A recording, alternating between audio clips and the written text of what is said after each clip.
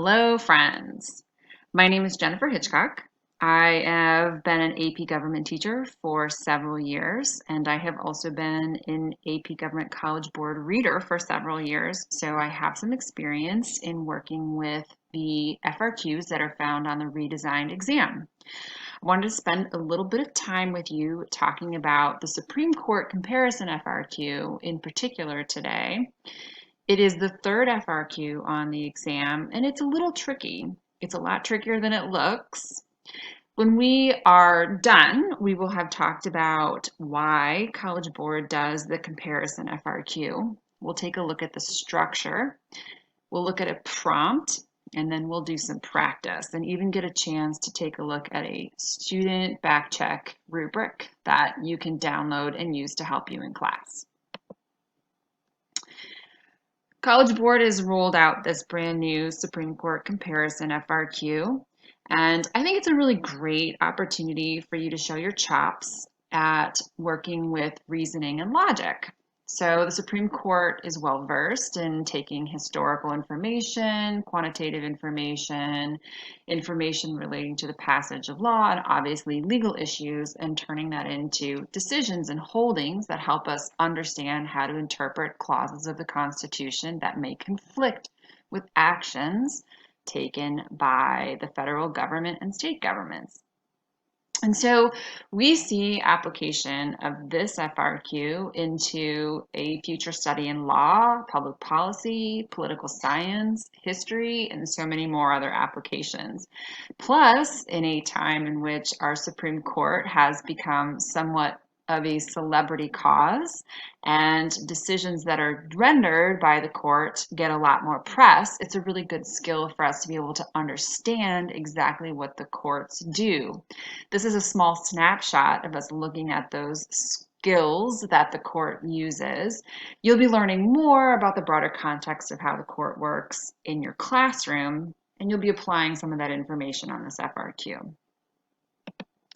There's some skills that you need to have, and I broke them down into how they're going to fold into the 3 points that are found on the stable rubric. This means that the rubric isn't going to change in terms of the skill set, but you're going to need to be able to have recall of relevant constitutional clauses to the several Supreme Court cases that you need to memorize. You are going to have to read those Supreme Court cases. You're going to have to be able to understand what part of the Constitution is in conflict. You're going to have to be able to understand the question being asked of the court. That's called a legal question. You're going to have to be able to understand what facts happened that brought that court case to the Supreme Court to be heard. And I'm not talking about how cases matriculate into the Supreme Court necessarily, more along the lines of what players did certain kinds of things that caused this to be a lawsuit.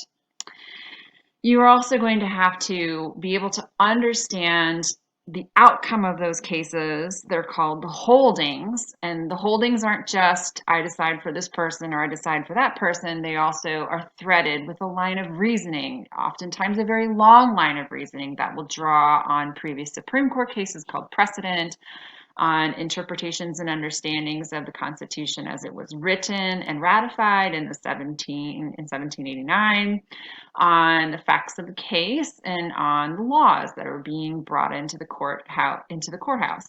So we have to understand how all of these things come together and how they create a line of logic or a line of reasoning that explains why or how the court arrived at its decision. And so that's really important. Really, we're just boiling it down on this particular FRQ to the facts, the constitutional clause, and that reasoning, that line of reasoning on the holding. And the final thing is you have to be able to extrapolate how that impacts the political system in general. So we're looking to springboard out of these Supreme Court cases into theoretical explorations and applications of content from elsewhere in our classrooms.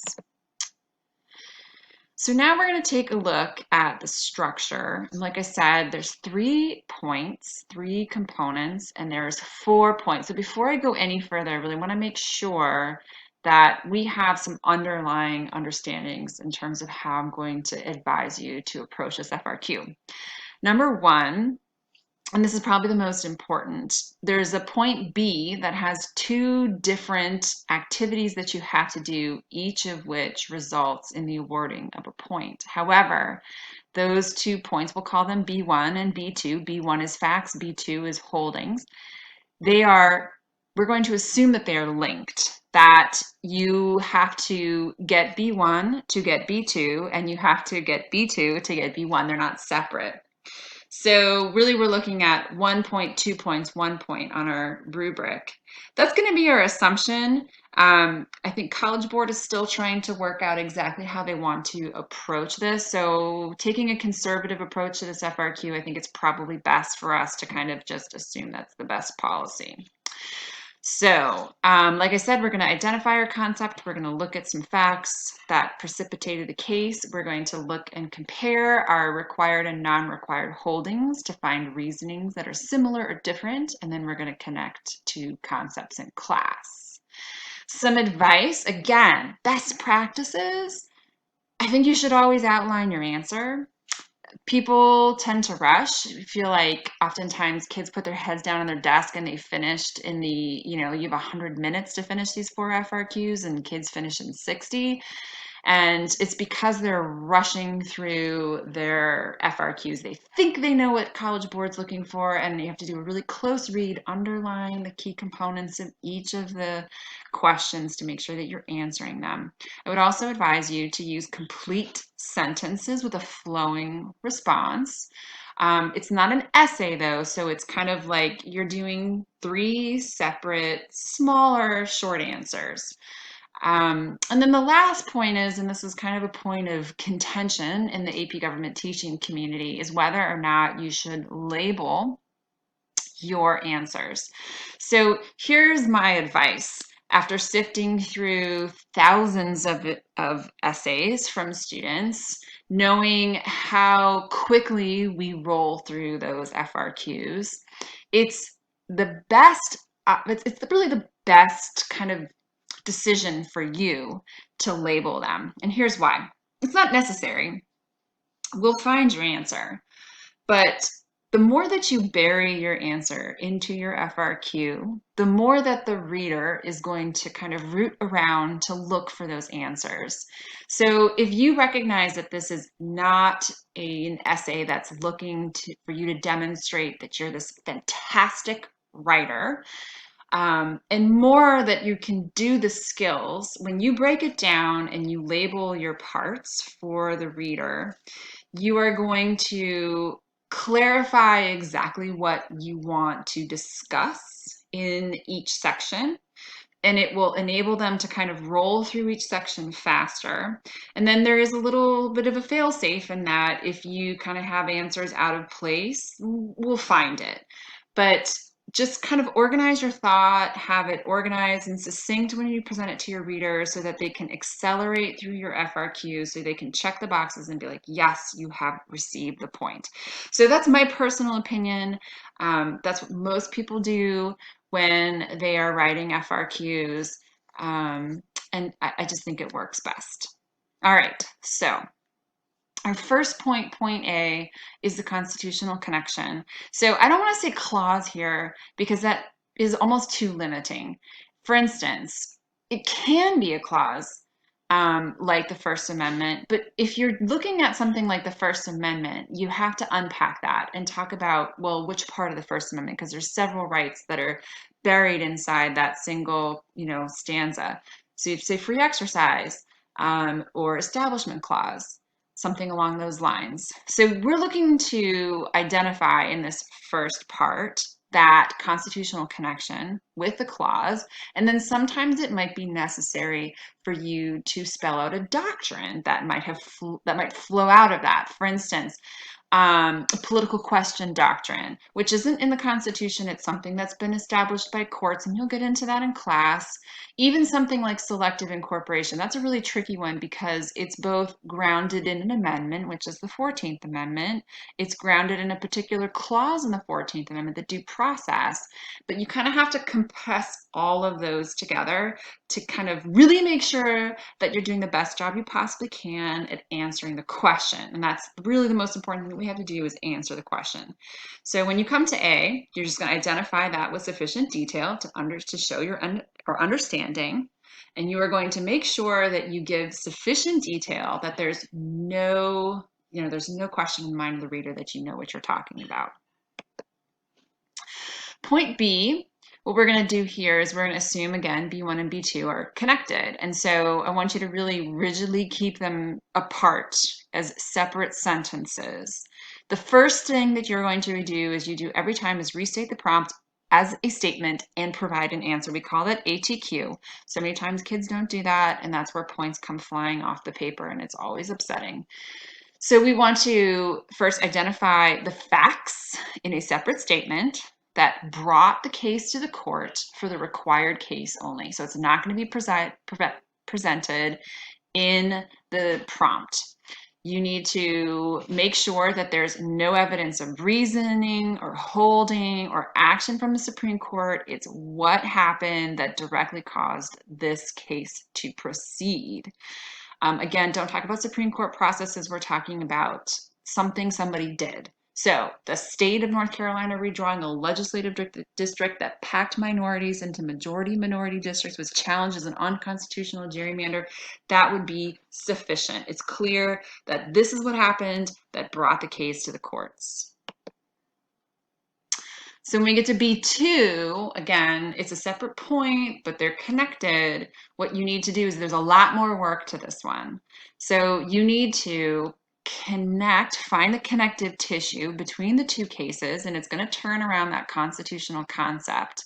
And what you need to present to the scorer is that you understand the holding in the required case, the reasoning behind it, not just the outcome, not just it was decided for this person, but why it was decided for that person and how it's similar or different to the non-required case in the prompt. So that it's a connection there. It's really going to be important that you kind of give examples and some, comparison. Again, repeat the prompt as a statement and answer the question, and then proceed into your comparison. Clearly make a stand that this one said this and this one said this, and they're similar or different. We need to see that word similar or different. And then make sure you're using proper nouns, right? Not legislature, but North Carolina legislature, because they're very different things. And active verbs. All right. And then we get to C, and C is looking for us to kind of connect to the concepts that we've learned external to this. So we're repeating the question as a statement, an ATQ, answering the question, and then you want to provide an assertion, like a thesis statement, very short thesis statement, a topic sentence that connects the decisions to whatever the question is asking you to do. You're going to provide evidence. Sometimes it might be appropriate to talk about evidence from the case. Sometimes it might be appropriate to bring in learning external to that prompt, and then provide commentary that elaborates on your evidence to show that you know how or why the evidence proves that your assertion is right, and you're connecting it there. And again, answer the question, get those good, solid, proper nouns and active verbs involved. All right, moving on. Let's take a look at our sample prompt. This would be a really good time for you to pause your video to read over both the textual prompt that introduces the non-required case, which, sidebar, if you've never heard of the non-required case, it's totally perfectly fine. You are not expected to be a subject matter expert on this. You are simply comparing and contrasting it to a case you do know. And you should also take a look at the questions that are being asked. So go ahead and do that now. When I take a look at the prompt in front of me, I'm going to see that there's two paragraphs. The first paragraph is going to give me a rundown on the facts of the case. It's going to present to me the situation under which the court case was brought to the courthouse. It's going to give me my petitioner and respondent, kind of the actions that happened that precipitated this. And then in the second paragraph, I'm going to get a great overview of the decision in the case. as well as the reasoning, the logic that was provided.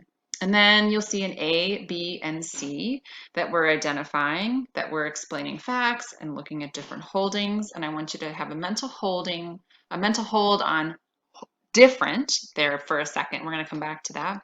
And then our description of an action, concept application in C. So some things for us to keep in mind here is that labeling is a great idea. It's not going to hurt you. B1 and B2, we're assuming they are linked. B2, we need to go back. I told you to think about the different in that sentence because it is critical. You do not get an option. You are going to be told to compare or you're going to be told to contrast, and the rubric is written around that. So if I misread this and I thought that I'm looking for similarities, I may get the question completely wrong. There are cases where the use of similar or difference changes how the answer is written. So make sure that you're really paying attention to that. That would be something that I would underline. And then make sure you're writing complete sentences. Choose your words wisely and precisely. Make sure that you're using your proper nouns for your actors and your action verbs. And the final thing is, you need to know your 15 core cases. You have no idea which case is going to be presented to you for you to know. So spend time knowing the facts of the case, the outcome, the decision, the legal question asked to the court, and the reasoning behind that decision. Moving along to practice. So practice what you preach. I outline my answer here and making sure that my language is accurate. Now I left some stuff off my outline on purpose because I wanted you to see that an outline isn't sufficient. But if you take a look, identified the clause, that's all I did. 14th Amendment, describe the facts. I've got my, who my actors are, City of Chicago, what do they do, passed an ordinance, who challenged it, some guy, he wanted to have his right to bear arms. I got to explain the differences and not the similarities. So I just gave a brief summary of the differences. McDonald's is a selective incorporation case. Rupp says that, selective incorporation exists, but we think that some things are carved out of it. And then our concept application, what can be done in the light of this. So A is really simple. I'm going to identify, restate the prompt, Rupp v. Becerra and McDonald v. Chicago, identifying both cases and answering the question.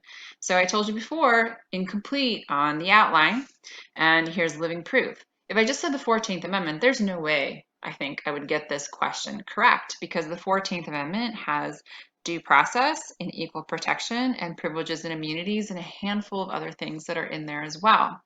So I really have to identify the clause in the 14th, which is due process. And even there, if we know our courts, that's not sufficient either because due process can be applied to the federal government, but when it's applied to the states, which it is in this case, we have to talk about the concept of selective incorporation. So really thread that needle and make sure that you're clearly finishing your thoughts. Facts and analysis. We've got B1. So I told you before to make sure that you answer the facts of the case before you move into the reasoning of the holding. If you have any evidence of reasoning inside the sentence, even preceding the sentence where the facts are presented, there's a chance you might miss that point. So be rigid. B1 should be the facts. Who did what, when, where, and how. So who, City of Chicago, what did they do? Pass a regulation on pistols, rifles, and shotguns. What was the problem with that? A Chicago area resident challenged it. Why? Because he thought it violated his right to bear arms. So now I know why the court case is there. It can't just be any random fact like, oh, by the way, did you know that Chicago's on the shores of Lake Michigan or whatever? Not relevant. So B2 is when we turn to reasoning. So I'm going to say here that holding, the court said, the decision, the whatever, that all indicates to me, the reader, that you're talking about why a decision was arrived at, which is really and critically important. As we know, the Supreme Court always gives reasoning behind any decision so that it can change precedent or follow precedent in the future, stare decisis. So the holding in McDonald here, very clear, use the 14th Amendment to do what? To selectively incorporate the Second Amendment. The court believed that it's an essential right to ordered liberty, the Second Amendment. So that's a true statement. It's a true statement of reasoning, but I need to show difference. So I have this transition sentence here where I clearly explain McDonald expands individual rights through the 14th and selective, which differs from Rupp contracting on the same grounds. And then I'm going to transition into talking about the Rupp decision, which said the court didn't clarify which guns could be regulated and which could not. So in Rupp, the district court said that a semi-automatic doesn't necessarily taking that away doesn't violate your right to individual right to bear arms because of public safety. So I'm explaining kind of why the 14th Amendment is carved out in that particular situation. Now, it's kind of a fun fact here that this is a district court case. I don't know that the College Board would ever use a district court case to compare, but they haven't said they wouldn't. And I put this in here because it helps us answer C a little bit better. C is that interaction. And so I know that since it's a district court case that it can be appealed. And that's kind of one of the things that I'm relying on you to be able to tell me in this example. So what special interest can do, again, repeating the prompt as a statement, they can, who are supporting Second Amendment rights, can appeal the decision. So the NRA in particular can file, and this is a critical thing, like we need to know this vocabulary, they can file an amicus brief supporting the positions of the California Rifle and Pistol Association with the intent to influence decision circuit court, because this was a district court case. And then also I can talk about NRA advocating for use of gun rights. It influences through amicus briefs to support arguments coming out of the courts. So I'm clearly threading that needle and making sure that I'm showing the influence and answering the question. I gave myself an example there. My example was the NRA filing an amicus brief, and then I connected using actions, help advocate, because they're used to support arguments in the courts. Bueno. So my final parting shot here before we wrap this up is that we have this rubric here that's downloadable at my website there that you guys can pull down to use to help you self-check and back-check and make sure that you're doing all the various different things on this FRQ. This FRQ is tough. In 2019, the average score was like a 1.5 out of 4, I think. So this is a really, really tough FRQ. It would behoove you to really kind of like get into, making some time to practice the skill set, making sure you're using your self-check, that you've got all the little bells and whistles to help maximize your points, and give yourself some time to really get this down. In my own classroom, I ask my kids to write at least 5 of these. We do a lot of rewrites, so and I'm sure that they hopefully are doing some outside of class too to help improve their potential score on the exam. With that being said, we've talked about why we do the SCOTUS comparison. We've taken a look at the structure of the prompt. We've looked at a sample prompt. We've even done some practice, and I gave you a bonus student rubric. This all should be helpful to help you improve your score and to get that 5 on the exam. I wish you the best of luck. If you have ever any questions, just put them down in the comments section, and good luck on your exams.